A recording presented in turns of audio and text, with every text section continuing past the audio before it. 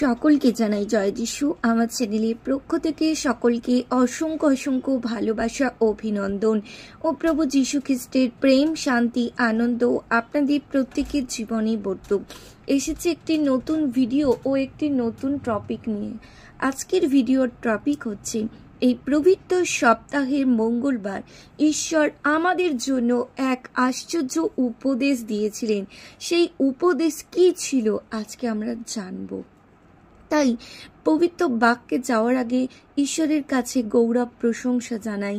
তিনি মহান এবং তিনি আমাদের জন্য যা কিছু বাক্যে বলেছেন সেই সমস্ত যেন আমরা আজ্ঞাকারী হয়ে তা পালন করতে পারি এবং ঈশ্বরের ইচ্ছাকে যেন পালন করতে পারি। তাই আজকে বাক্যে যাব। মার্ক 11 অধ্যায় 20 পদ। প্রাতকালে তাহারা যাইতে যাইতে দেখিলেন সেই ডুমুর গাছটি সমূলে শুকাইয়া গিয়াছে। তখন পিতর পূর্ব কথা স্মরণ করিয়া তাহাকে কহিলেন, রব্বি, দেখুন আপনি যে ডুমুর গাছটিকে শাপ দিয়াছিলেন সেটি শুকাইয়া গিয়াছে। যীশু উত্তর করিয়া তাহাদিগকে কহিলেন, ঈশ্বরে বিশ্বাস রাখো। তাহলে প্রভু যীশু সেই সোমবারের পর প্রাতকাল অর্থাৎ মঙ্গলবার সকাল যখন তিনি যাচ্ছেন, তিনি ঠিক সোমবারে ক্ষুধার্ত হয়েছিলেন এবং তিনি ডুম্বুর গাছের কাছে গিয়েছিলেন। একটি ডুম্বুর গাছ দেখতে পেয়ে সেখানে ঈশ্বর ফলের অন্বেষণ করছিল, কিন্তু সেই গাছটাতে কোনো ফল ছিল না, শুধুই কেবল ছিল পাতা।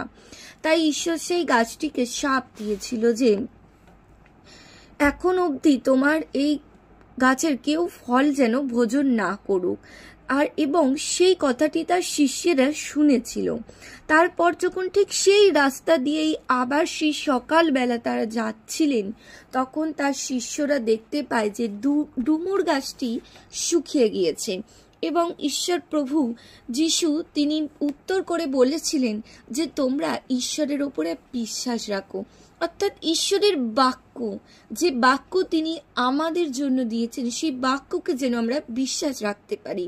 ছাড়া তিনি আমাদের জন্য কি উপদেশ সেদিন দিয়েছিলেন আজকে আমরা জানব।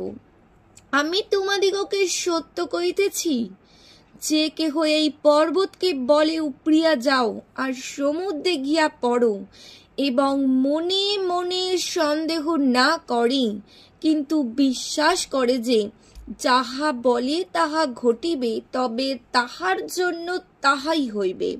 ঈশ্বরের বাক্য বলছে মার্ক 11 অধ্যায় 23 পদ, আমি তোমাদিগকে সত্য কইতেছি। ঈশ্বর আমাদেরকে সত্য বলছেন। যদি আমরা বিশ্বাস করি এবং বিশ্বাসপূর্বক প্রার্থনা করি এবং একটা পাহাড়কে যদি বলি যে তুমি উপর হয়ে গিয়ে সমুদ্রে গিয়ে পড়ো, তাহলে সেটাই আমাদের জন্য হবে, যদি আমরা ঈশ্বরের ওপর বিশ্বাস রাখি। কি মনে মনে সন্দেহ যদি না করি। আজ আমরা সিস্টার এবং ব্রাদার আমরা প্রার্থনা করি কিন্তু আমরা বিশ্বাস হারিয়ে ফেলি। আমরা মনের মধ্যে সন্দেহ রাখি এটা হবে তো, তখনই আমাদের সেই দুর্বলতা শয়তান শুনে নেয় আর তখনই শয়তানের কার্য আমাদের জীবনে ঘটে যায়। তাই আপনি যখন প্রার্থনা করবেন অবশ্যই ঈশ্বরের এই বলা আজ্ঞা, ঠিক পবিত্র সপ্তাহের মঙ্গলবার দিন ঈশ্বর এই পবিত্র উপদেশ দিয়েছিলেন যেন আমরা মনে মনে সন্দেহ না করি। এবং তিনি 24 পদে বলছেন, এই জন্য আমি তোমাদিগকে বলি, যাহা কিছু তোমরা প্রার্থনা ও যাচ্ছা করো, বিশ্বাস করিও যে তাহা পাইয়াছ, তাহাদের তোমাদের জন্য তাহাই হইবে। Amen. Praise the lord, hallelujah, thank you Jesus. ঈশ্বরের বাক্য এই পবিত্র মঙ্গলবারে তিনি আমাদের জন্য উপদেশ এবং তিনি আশীর্বাদ সহকারে এই বাক্য দিয়ে গিয়েছিলেন। যখন আমরা প্রার্থনা বা ঈশ্বরের কাছে যাচ্ছা করব, যেন আমরা বিশ্বাস রাখতে পারি যে আমাদের জন্য ঈশ্বর সেটাই করবেন এবং তিনি আমাদেরকে দিয়ে দিয়েছেন। এছাড়াও তিনি 25 এবং 26 পদে কি বলেছেন, আর তোমরা যখন প্রার্থনা করিতে দাঁড়াও, যদি কাহারও বিরুদ্ধে তোমার কোনো কথা থাকে তাহাকে ক্ষমা করিও, যেন তোমাদের স্বর্গস্থ পিতাও তোমাদের অপরাধ সকল ক্ষমা করেন।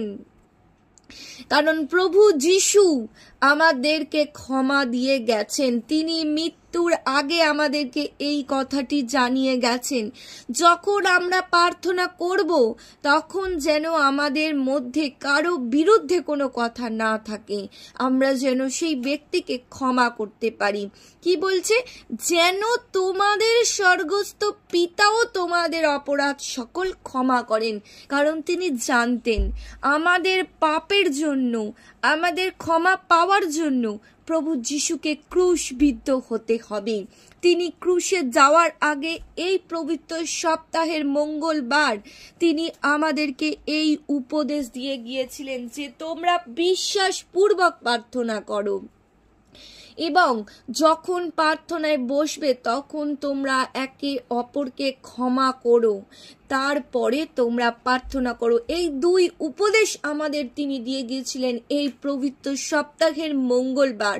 ঠিক সকালবেলা যখন ঈশ্বর যাচ্ছিলেন সেই পথে যাওয়ার সময় তিনি তার শিষ্যদেরকে এই বাক্য এবং এই আজ্ঞা তিনি বলে গিয়েছিলেন, যখন আমরা প্রার্থনা করব আমরা যেন মনে মনে সন্দেহ না করি এবং আমরা বিশ্বাসপূর্বক যেন প্রার্থনা করি।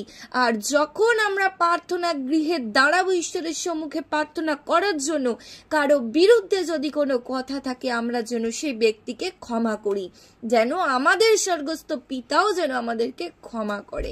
Hallelujah, praise the lord. আজকে আপনাদের কাছে তুলে ধরলাম সেই পবিত্র বাইবেলের একটি নতুন অধ্যায় এবং নতুন কিছু আপনাদের কাছে জানাতে সাহায্য করলো ঈশ্বর। আমাদের অনেক কিছু অজানা থেকে যায়, অনেক কিছু আমরা বুঝতে পারি না, কিন্তু ঈশ্বর এই পবিত্র সপ্তাহের মধ্যে তিনি কি কি কার্য করেছিলেন, কি কি উপদেশ দিয়েছিলেন তা আপনাদের কাছে আরও একটিবার আমি তুলে ধরলাম।